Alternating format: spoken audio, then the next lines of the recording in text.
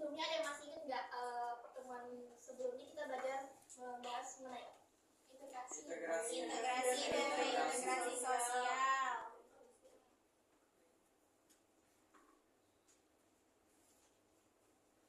Karena hari ini kita masuk ke materi baru tentang pendampingan kehidupan masyarakat.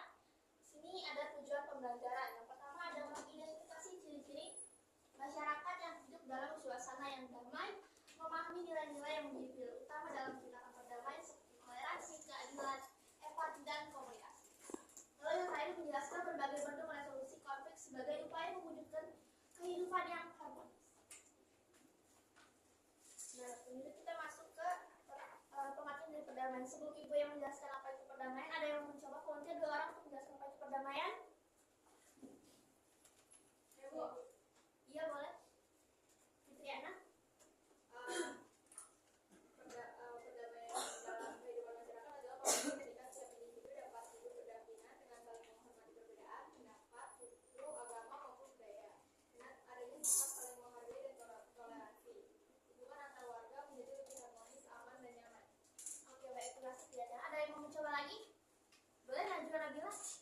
Jadi menurut aku perdamaian itu tidak hanya berarti tidak adanya konflik atau pertengkaran, tapi juga adanya kerjasama, keadilan, dan komunikasi yang baik di dalam masyarakat. Perdamaian yang terjaga akan memperkuat persatuan serta menciptakan lingkungan yang mendukung kemajuan dan kesejahteraan bersama, Bu. Oke, baik, terima kasih Nabila. Oke, sekarang ibu jelaskan apa itu perdamaian. Jadi perdamaian adalah kondisi kehidupan yang dimana dalamnya ada yang rasa aman, tentram, harmonis, dan bebas dari berbagai bentuk kekerasan maupun ancaman. Jadi perdamaian ini memungkinkan individu dan kelompok hidup berdampingan dengan saling menghormati, menghargai perbedaan, serta menjalin hubungan sosial yang positif. Nah, dari penjelasan Fitriana, Najwa, Nabila, dan penjelasan tambahan dari Ibu, apakah pengertian perdamaian dapat dimengerti anak-anak? Mengerti, Bu. Lanjut ya. Oke, kita masuk ke ciri-ciri perdamaian. Yang pertama itu ada tidak adanya kekerasan dan perdamaian. Itu maksudnya gimana sih, Bu? Jadi kita bisa menyelesaikan masalah dengan cara yang baik, seperti misalnya melakukan musyawarah ataupun diskusi, bukan menyelesaikan masalah dengan cara perkelahian ataupun tindakan yang dapat merugikan orang lain. Yang kedua adanya rasa aman dalam kehidupan bermasyarakat. Jadi masyarakat menjalankan aktivitas dengan tenang tanpa harus takut adanya rasa ancaman ataupun konflik, dan harus takut ada gangguan keamanan. Lalu yang ketiga terjadinya hubungan yang harmonis antar individu dan kelompok. Ini maksudnya gimana, Bu? Jadi kita sebagai setiap orang mendapatkan hidup yang dengan baik, dengan saling berdampingan, dengan saling bekerja sama, dan menjaga hubungan yang positif meskipun memiliki latar belakang yang berbeda-beda. Lalu yang terakhir tentunya sikap saling menghargai dan toleransi. Jadi kita sebagai masyarakat itu harus bisa dan mampu menerima berbagai perbedaan yang ada di lingkungan masyarakat, seperti perbedaan pendapat, agama, budaya, maupun kebiasaan. Jadi hal ini tuh bisa membuat terciptanya rasa saling menghormati satu sama lain. Nah, dari ciri-ciri perdamaian ini apakah dapat dimengerti anak-anak? Lanjut ya. Oke, kita masuk ke pilar-pilar perdamaian. Yang pertama ada toleransi. Toleransi itu yang sudah Ibu tadi jelaskan. Kita sebagai masyarakat itu kan memiliki perbedaan suku, agama, budaya, dan pendapat yang berbeda-beda. Jadi dengan toleransi ini konflik dapat diminimalkan. Lalu yang kedua ada keadilan. Kita sebagai manusia itu wajib mendapatkan hak dan kesempatan yang sama tanpa harus adanya rasa diskriminasi. Nah, jika keadilan ini terwujud, masyarakat itu akan merasa dihargai dan tidak mudah terjadinya konflik. Lalu yang ketiga ada empati. Empati itu dimana kita memahami perasaan serta kondisi orang lain. Jadi kita itu bisa memahami kondisi orang lain dan kita bisa menghindari perbuatan yang dapat menyakiti orang lain. Lalu yang terakhir ada komunikasi. Komunikasi itu menyelesaikan masalah, karena ini dilakukan secara langsung ataupun bisa melalui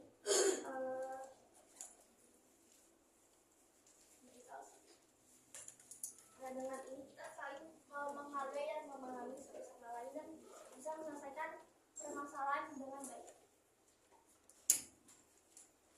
Apakah dapat dimengerti dari pilar perdamaian anak-anak?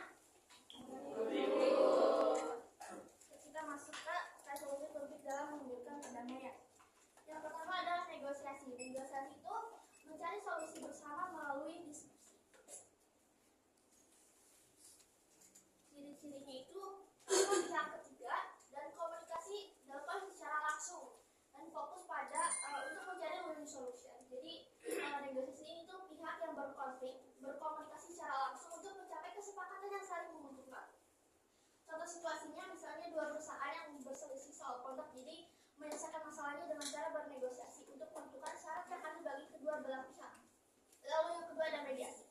Mediasi ini adalah pihak ketiga yang netral untuk membantu pihak yang berkonflik untuk menemukan solusi tanpa mengikat. Ciri-cirinya adanya pihak ketiga sebagai mediator. Nah, mediator ini tidak memutuskan tapi hanya untuk memfasilitasi saja. Lalu yang ketiga ada mendorong komunikasi dan pemahaman. Dan terakhir ada solusi ditentukan oleh pihak yang berkonflik. Jadi tujuannya untuk membantu pihak mencapai kesepahaman melalui dialog yang terbimbing. Contoh situasinya ada sengketa antar warga dan perusahaan. Nah, ini diselesaikan dengan cara mediasi oleh lembaga independen agar ditemukan solusi yang adil bagi semua pihak. Lalu yang terakhir ada rekonsiliasi. Nah, rekonsiliasi ini memulihkan hubungan sosial setelah terjadinya konflik. Ciri-cirinya ada fokus pada pemulihan hubungan, membangun kepercayaan dan empati, melibatkan pengakuan, permintaan maaf dan komitmen bersama dan prosesnya jangka panjang. Tujuannya untuk apa? Tujuan itu untuk memulihkan hubungan yang rusak dan membangun perdamaian yang berkelanjutan. Contoh situasinya itu setelah konflik antar kelompok ini bisa diselesaikan dengan cara rekonsiliasi melalui dialog, permintaan maaf dan kerjasama untuk masa depan. Nah, dari resolusi ini konflik itu bertujuan untuk menyelesaikan perbedaan secara damai, membangun pemahaman dan mencapai solusi yang adil bagi semua belah. Nah, dari penjelasan resolusi konflik dalam mewujudkan perdamaian ini, apakah dapat dimengerti anak-anak? Mengerti. Karena materi dari Ibu sudah selesai, selanjutnya Ibu mau ngasih penugasan studi kasus. Ini studi kasusnya dikerjakan secara individu ya anak-anak. Kerjaannya di buku tulis. Nanti Ibu minta satu orang untuk menjelaskan hasil penugasan studi kasus. Studi kasus maju ke depan. Untuk pengerjaannya 10 menit apakah cukup? Cukup. Selamat mengerjakan.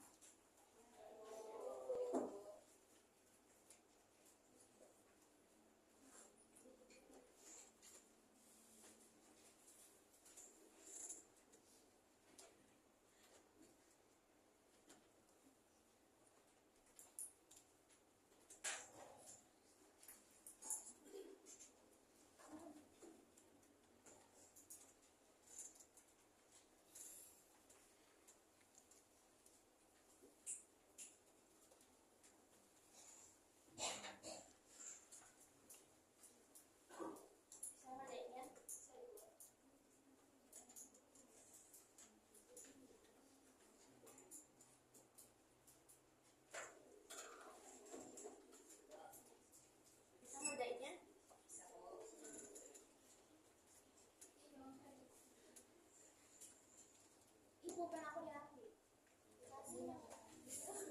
Jangan ambil pulpen ya, jangan maling. Boleh makan Bu. Apa itu yang makan? Tapi memperin upil. Ini jangan dorong ya anak-anak. Kayak gini mainan mudah Bu.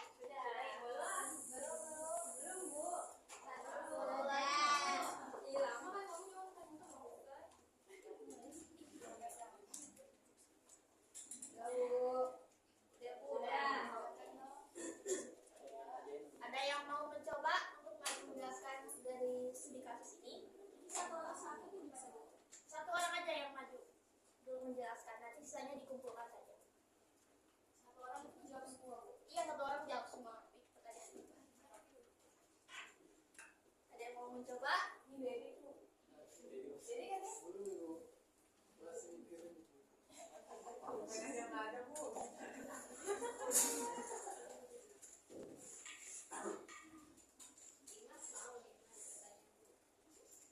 Ayo Ibu, ayo boleh satu maju ke depan, maju ke depan. Iya. Saya mau catatan saya Ibu. Iya.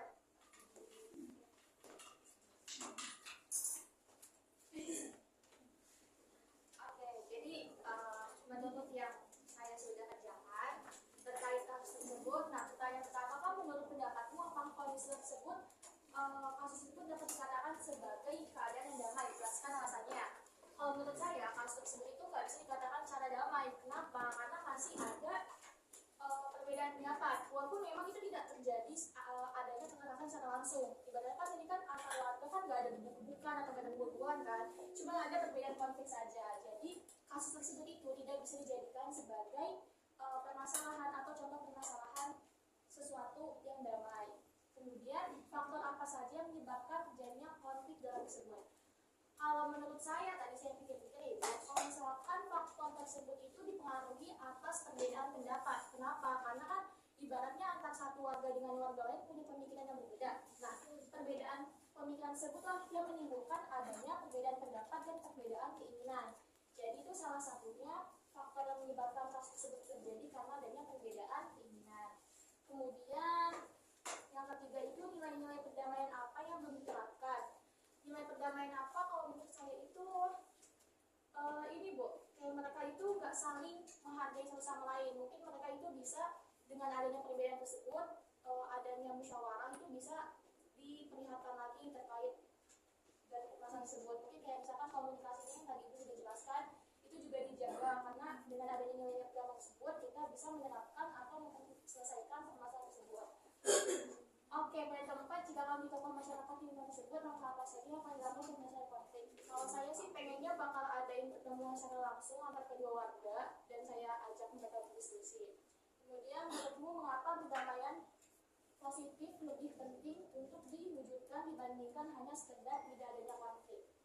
Nah, kalau menurut saya Ibu, kalau saya tadi timbangkan, kenapa? Karena lebih baik ada perdamaian positif, karena perdamaian positif itu dapat menghilangkan konflik, tetapi juga dapat menciptakan hubungan yang harmonis untuk